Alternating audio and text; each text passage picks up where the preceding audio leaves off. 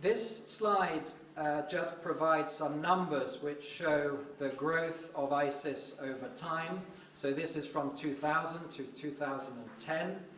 The top line is really important because this is the amount of money that the university gives to ISIS or invests in ISIS every year. So this is a large amount of money. Today, the university invests in ISIS £2.5 million a year. It's enormous. Now with that investment, we spend that on patenting and protecting ideas from the University of Oxford. And you can see the staff numbers have grown, the number of projects have grown to over 1,000. We file lots of patents. So we have big input in terms of cash, we have big activities, but the most important thing is the output. So we also do lots of licensing deals, lots of consulting deals, and some spin-out company formation. And I think this is another important message for university technology transfer. It's about the output. It is called technology transfer. It is about transferring technology. So you only know you have been successful when you have done a deal. You can do lots of disclosures, lots of patenting, lots of marketing, but you have to get focused on doing the deals to show you have transferred the technology. And our turnover has risen over the years. So last year our income was £7.5 million. Now we have done some work to see what the total return on investment to the university is from ISIS. And we can say that over a 10-year period, they invested £12 million in ISIS. So they gave us £12 million. They have had back the benefit of £120 million, so a 10 times return, if you take a very broad view of the benefits of having a tech transfer office. So this is licensing income, spin-out shareholdings, but also winning research funding from spin-outs and some big IP deals that we have done. The Technology Transfer Office has a very wide and broad offering to industry, and it is useful to be able to present this and to explain it.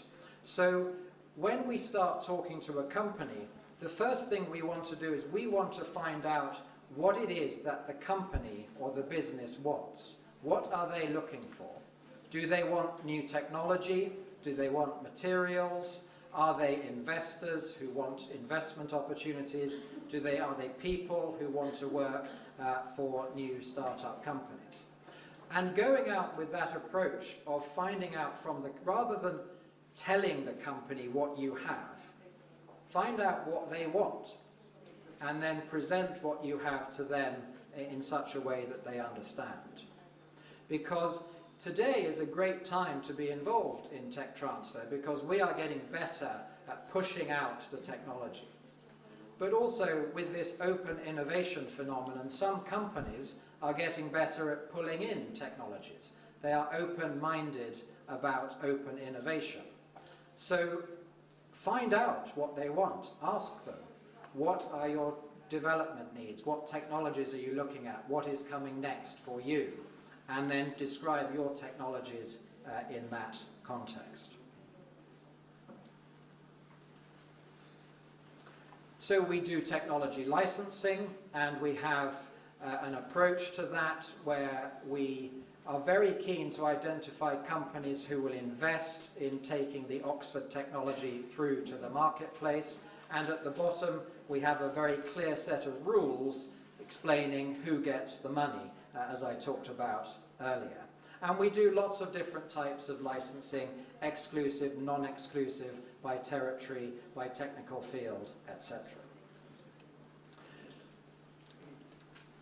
We also are very active in setting up spin-out companies, and I will now tell the story of spin-out company formation from Oxford. So this story starts in 1959, so a long time ago, when somebody in the Department of Physics wanted to set up a new company. And he asked the university, please can I set up a new company? And the university said, well, yes, if you really want to. We're not very interested, because this was a long time ago. And he said, can we give you some shares, or can we give you some equity in the company? And the university said, no, thank you very much. We don't like these commercial activities. So on that went, and time passed, and the university learned to understand a little bit more about commercial opportunity, and there was one company formed every few years. Until 1998, when we really began to grow, and we have moved from one company every few years to one company every few months. So in the last 10 years, we have set up 57 new spin-out companies, all based on Oxford science and Oxford scientists. And again, given the theme of today's talk, I have looked at these and can tell you that 9% of them have women involved in the founding team. One of them has been run by a woman CEO. So I just simply offer you this as a fact. This is true. Interpret it as you wish. So all of these companies are based upon Oxford science, Oxford scientists, from across many, many departments of the university. So quite a lot from engineering science, quite a lot from chemistry, which you would expect, but also 4 companies from the Department of Zoology, which you would not expect. And I think this just shows that you never quite know where the exciting ideas in your university will come from. So we work with the people who want to commercialize, and we wait for them to come to us because they will have the passion and the interest in commercialization. Now this is a sort of model for how the spin-out companies are formed. So on the left-hand side we have the university, we have the head of a research group, often a professor.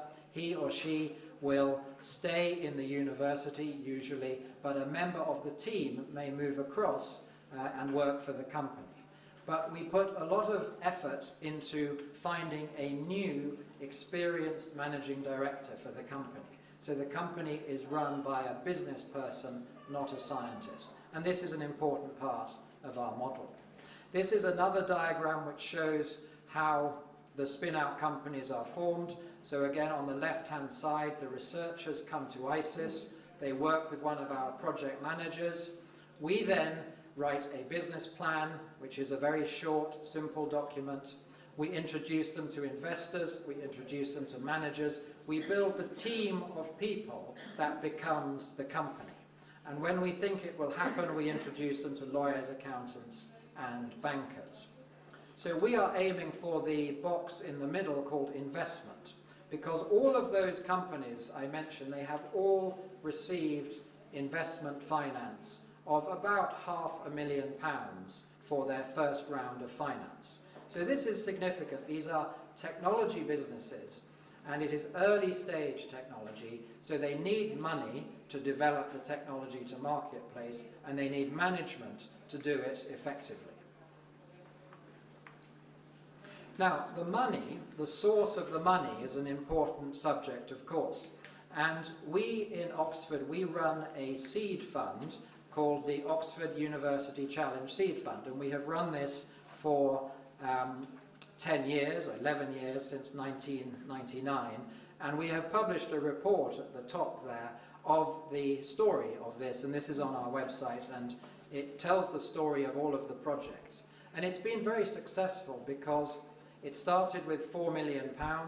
We've made over 100 investments, about half back into the laboratory for proof of concept, about half as cash into spin-out companies. We have had some positive exits, so we have been able to invest, it says here £5.7 million, it is now £6.3 million, and we still have about £500,000 of cash left, because it's an evergreen fund. It goes on and on and on, we hope. Just in case it doesn't go on and on, we've set up a new fund at the bottom with the sunflower, the Oxford Invention Fund.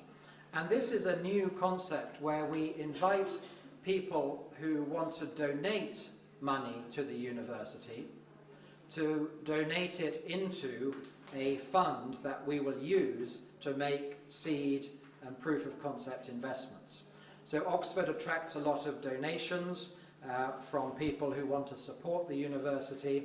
It has a big endowment foundation of about £2 billion, so it attracts a lot of donations. So we give donors the opportunity to see their donation being used for innovation and entrepreneurship.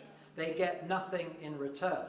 It is just another way of attracting donations, and this is an interesting development for us.